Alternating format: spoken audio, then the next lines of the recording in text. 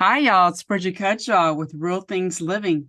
Today, my guest is Dan Melnick, and he is an entrepreneur with a supply chain background. Can you say hi, Dan? Hi, how's it going? Good. I'm so glad that we connected on LinkedIn. I think that is a wonderful platform to meet new people and to develop relationships. And I was really curious to talk more about Dan because he now is focusing on providing personalized AI solutions. And AI has always been around, but we seem to be talking about it more, and we need to understand it and embrace it. Can you share what made you jump into the AI solutions? Sure. Yeah. So actually, for me, I've always been very interested in technology. It's something that has always, just piqued my interest.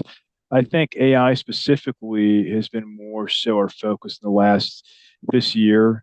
And, my co-founder, Kasim, he's really more the technical brains behind our company, but he's the one that we had lots of conversations early on. We wanted to have a good niche because I think in software development or any industry, people are just too broad. They're not focused on one specific thing. And I think, when you can do anything, you can't really do anything, right? It's like you're just trying to serve too many Yeah. people. So we had lots of conversations early on trying to understand what people were looking at when it came to technology. And most of the people said, listen, I want AI. I see the value. It can save you time, it can save you money. There's a lot of benefits when it comes to your business. So that's kind of been our pivot recently, and that's been the focus in terms of AI. And I think people are, my understanding, they're afraid of it because they don't understand it. And I've learned that you have to embrace it because it is not going away. And when you're saying personalized AI solutions, is it more like conversational when someone comes onto a website, maybe?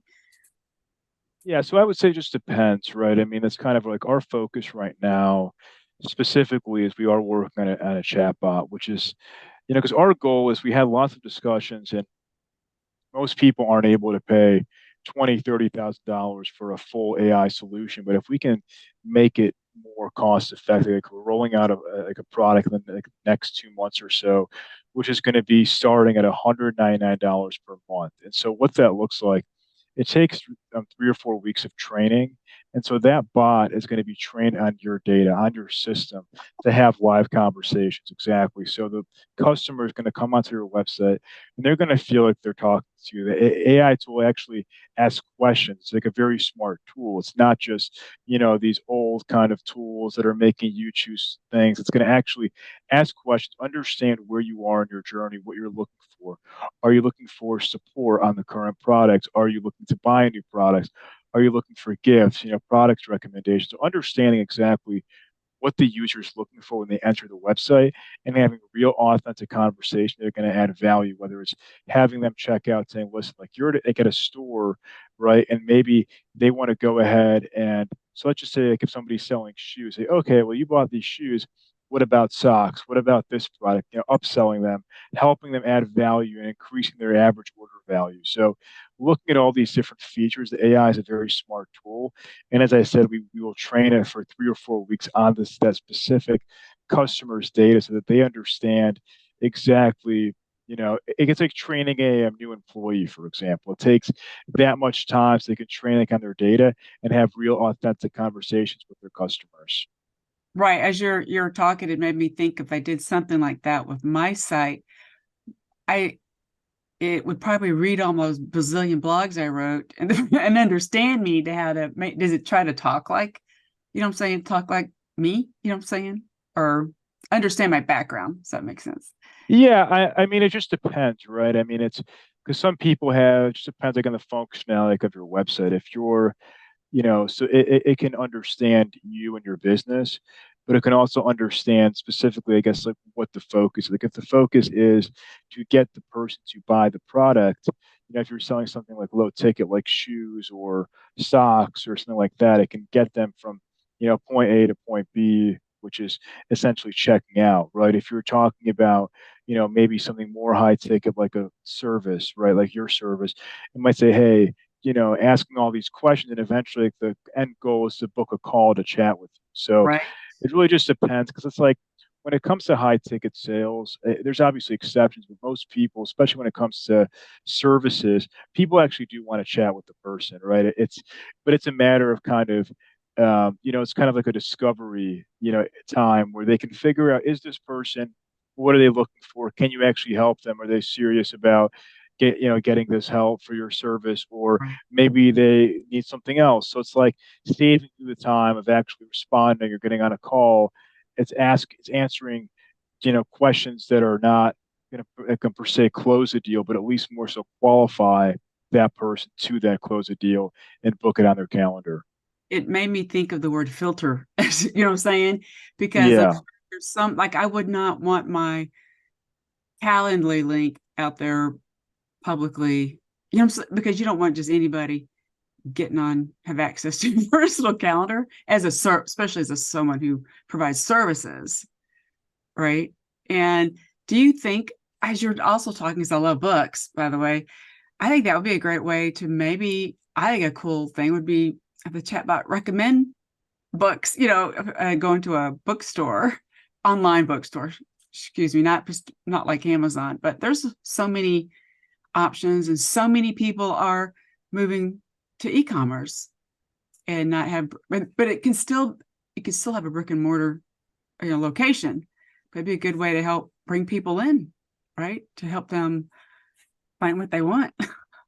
Yeah, I mean, the goal is, it's not, of course, like we all love Amazon, but, for the people that are selling their books or selling their products, the issue with Amazon is just, they take 30% plus in commission, right? Yes. So if you can save that and have the customer buy directly from you, and that'll be a huge win, right? So it's exactly to your point. If somebody's selling books and saying, listen, like, this is like, what this book is about. Like, for example, somebody may have different types of books. Okay, I'm looking for children's books. I'm looking for, like, what kind of books are you looking for? You're looking for books on this subject.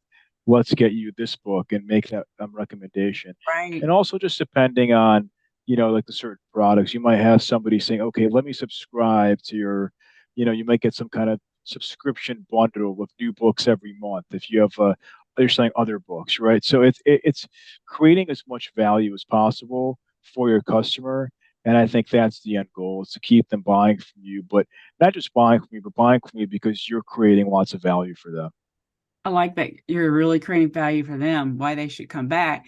And I've also heard that in the industry, instead of selling your books, it's true, on Amazon, you need to have them, you fulfill it somehow in some shape. I know, and you'll get their contact information, because you're not getting their contact information when Amazon is placing, or excuse me, fulfilling the order.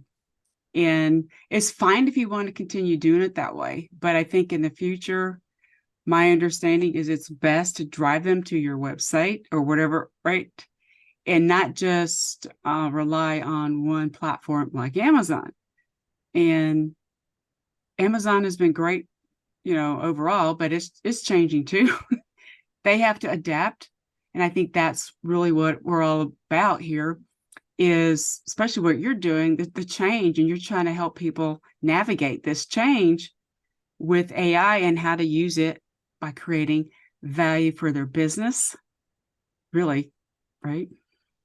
Yeah, 100%. I mean, listen, like I said, Amazon's great, but I think to your point, it's the biggest win for business owners, especially small business owners, is that data collection, right? So if you can collect the data of the person who's interested in your product, you Yeah. can just send them newsletters. You can say, hey, listen, if you subscribe to my, book pro or whatever, once a month, you're going to get a free video or a free, whatever freebies of value. Because I think also when people buy in 2023, they prefer buying person to person. They're buying from you because they know you, they like you, they trust you.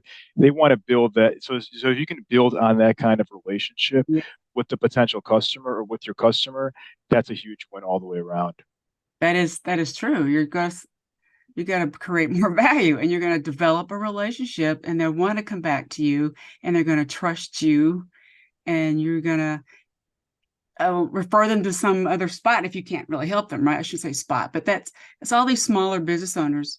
We all do work together. It's important, and I just think that's why I wanted to talk to Dan, guys, because people are, I've noticed some people who are freaking out. They're just because they don't understand it and they're afraid of change. And I think you're doing it in small steps. Like you said, you're starting off with a smaller monthly fee kind of, right? To get them comfortable with it. And you don't know, you can't predict the future.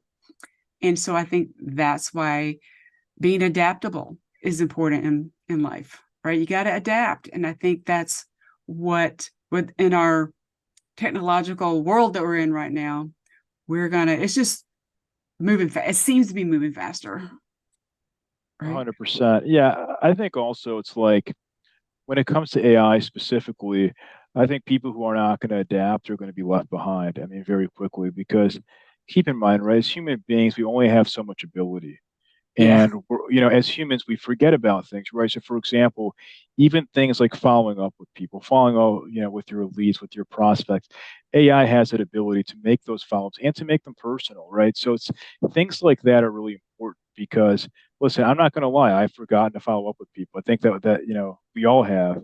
And it's very difficult when you are running a company, when you have like a million things going on, you forget to follow up with somebody, and then AI can sit there and say, okay, yeah, you have this reminder on January 3rd, and I'm going to send an email at 3:30 p.m. saying, so it just creates these sorts of things. And then, let's say this person, like also even for me, I might get an email and I might forget to respond. So you can follow up again, like in a week if they don't respond. So, right. setting up all these sorts of things that way, that you're not just, you know, leaving people out to dry or vice versa.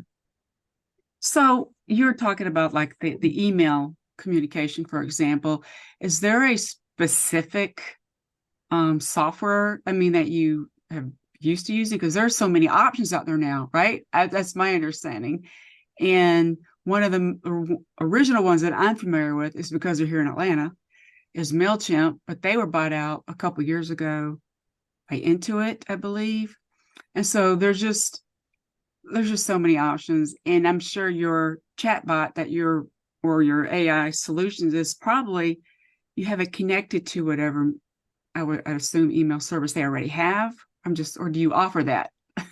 So yeah, I'm not gonna, I guess, promote any other Yeah, one right. because we are building one ourselves. We have a client right now that we're working with building a personalized one, and so from that standpoint, that will be also available for everybody. And I think for us, it's something that there are, tons of different software. If you listen, we use HubSpot. I love HubSpot. I think they're a great CRM, but the issue with some of these CRMs that if you add all these features, it ends up costing you an arm and a leg per month. So what we're trying to do, and the cool thing also, like our team is in Pakistan, right? So it's able to like provide a more cost-effective solution. Our labor costs are lower only because cost of living there is a lot less. So we pay our employees very well for Pakistan standards, but it makes things much more affordable here in America. And so we're able to kind of bridge the gap of Pakistan versus America. And so, but yeah, I think that, HubSpot's great. There are many softwares that are great, many great CRM tools. But the issue right now is,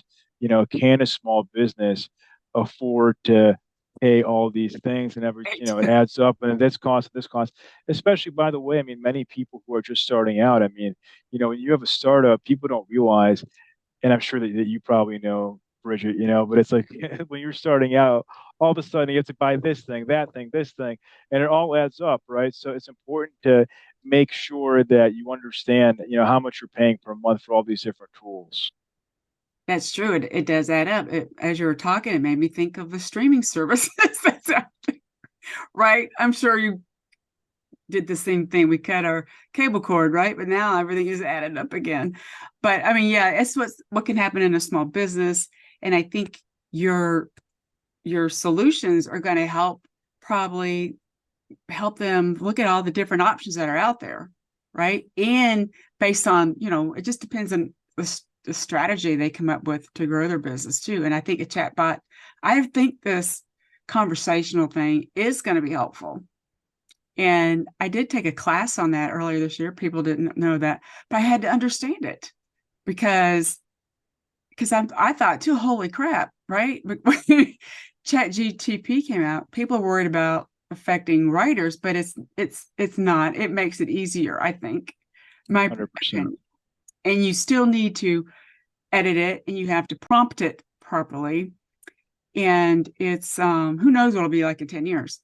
But right now you have to make it sound humans still. To That's people, we want that one-on-one connection. And I think this, you have to look at it from that aspect. And also, as you're talking, I played around a little bit. I think LinkedIn, you can do the AI stuff. I should say played. I put in some content and then I said, okay, make this sound a little bit better. And it did it on a post. It's like, wow. But I mean, I still had to edit it a little bit to make it sound like me. But I think it's okay to play around. You got to understand it. And especially as a 100%.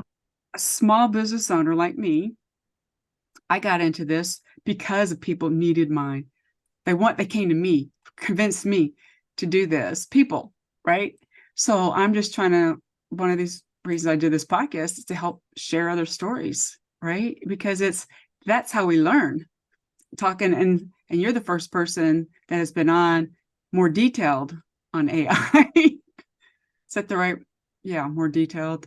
And another guy I had on, he wrote a book about it, Chat GPT, but he was honest. He said most of this book was written by Chat GPT, but he was showing you how to prompt it. He's given examples. And I would think your chat bots are going to be prompted based on your client's business, right? Correct. And Correct. Yeah. that is just so cool. And then I like the idea that's when you're talking about personalization of emails, that you're going to develop that because that makes it easier rather than trying to combine it with other it does it just adds up. And as a small business owner too, I think sometimes it's true, right? Because even though I've been around 8 years, I've having to spend more on some tech stuff because it's happening and I have to keep up with it, if that makes sense. And I do, partnerships with other people, and that's important as a small business owner. And I love that you have a team of people helping you. And because you realize you cannot do it by yourself.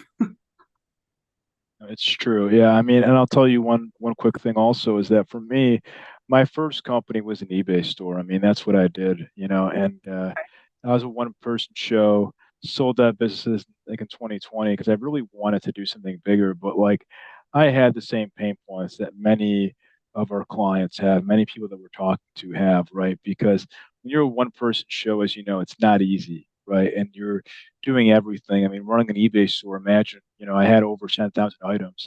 I was Wow. getting tons of messages all day long asking this, asking that. I was selling autographs. People were like, oh, is this, where'd you get it? Is it real?